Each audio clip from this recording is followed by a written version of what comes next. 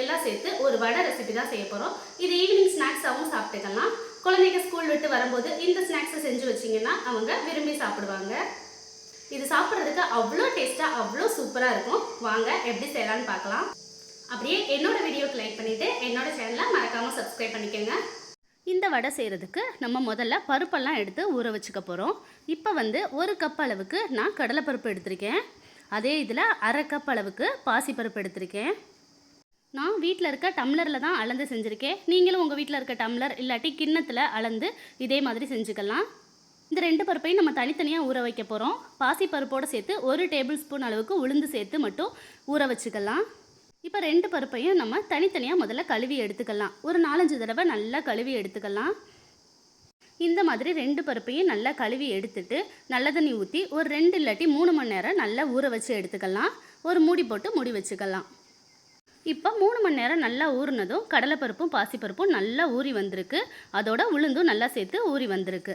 இப்போ இந்த வடைக்கு நம்ம மாவு ரெடி பண்ண ஆரம்பிச்சிடலாம். இதுக்கு ஒரு மிக்சி ஜாரில் 1 ஸ்பூன் சீரகம், ஒரு 6 பல் பூண்டு சேர்த்துக்கோங்க. இதோட நம்ம காரத்துக்கு தகுந்த மாதிரி வரமிளகாய் சேர்த்துக்கலாம். நான் ஒரு 3 வரமிளகாய் சேர்த்துருக்கேன். இதோட ஒரு கொத்து கருவேப்பிலை சேர்த்துட்டு பல்ஸ் மோடில் இந்த மாதிரி அரைச்சி எடுத்துகிட்டு வந்துக்கலாம்.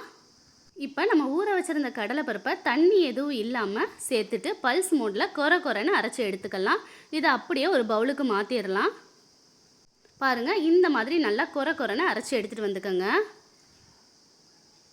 இப்போ நம்ம அதே மிக்சி ஜாரில் பாசிப்பருப்பு உளுந்து ஊற வச்சுருந்தோம்ல, அதையும் போட்டுட்டு பல்ஸ் மோடில் அரைச்சி எடுத்துக்கலாம். கொரன்னு தான் அரைக்கணும், ரொம்ப நைஸாக அரைச்சிடக்கூடாது. பாருங்கள், இந்த மாதிரி அரைச்சி எடுத்துக்கலாம். இப்போ இதோட ஒரு கைப்பிடி அளவுக்கு கொத்தமல்லி இலையை நல்லா சுத்தம் பண்ணி எடுத்துட்டு சின்ன சின்ன பீஸாக கட் பண்ணி இதோட சேர்த்துக்கலாம்.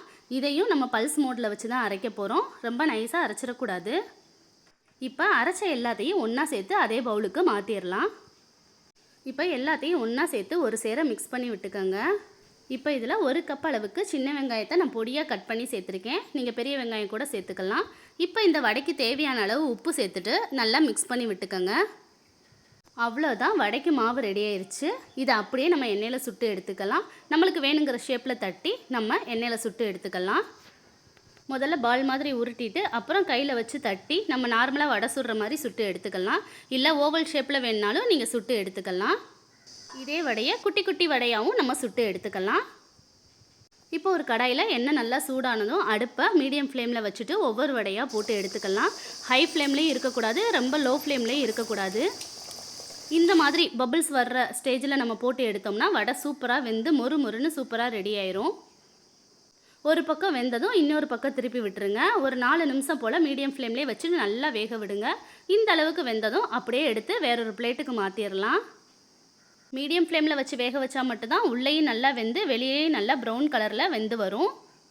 இந்த அளவுக்கு நல்லா வெந்து வந்ததும் வெளியில் நல்லா கிறிஸ்பியாக சூப்பராக இருக்கும். ஈவினிங் டயத்தில் ஒரு டீயோடு சாப்பிட்றதுக்கு சூப்பரான காம்பினேஷனாக இருக்கும். ஸ்கூல் விட்டு வர்ற குழந்தைகளுக்கு இந்த மாதிரி செஞ்சு கொடுத்தீங்கன்னா அவங்களும் விரும்பி சாப்பிடுவாங்க. இதே வடையில் குட்டி குட்டி வடையாக போட்டு கொடுத்தீங்கன்னா அவங்களும் ரொம்ப விரும்பி சாப்பிடுவாங்க. இதே மாதிரி அளவுகளோடு நீங்களும் ஒரு தடவை இதை ட்ரை பண்ணி பாருங்கள். இது குழந்தைகளுக்காக குட்டி குட்டியாக நான் போட்டு எடுக்கிறேன். நல்லா வெளியில் நல்லா கிறிஸ்பியாக வந்த பிறகு அப்படியே எடுத்து மாற்றிடலாம். அவ்வளோதான், மொறுன்னு சூப்பரான டேஸ்ட்டில் நம்மளுக்கு வடை ரெடி ஆயிடுச்சு. நீங்களும் இதை கண்டிப்பாக ட்ரை பண்ணி பாருங்கள். மறக்காமல் உங்கள் ஃப்ரெண்ட்ஸ்க்கும் ஷேர் பண்ணுங்கள். பாய்.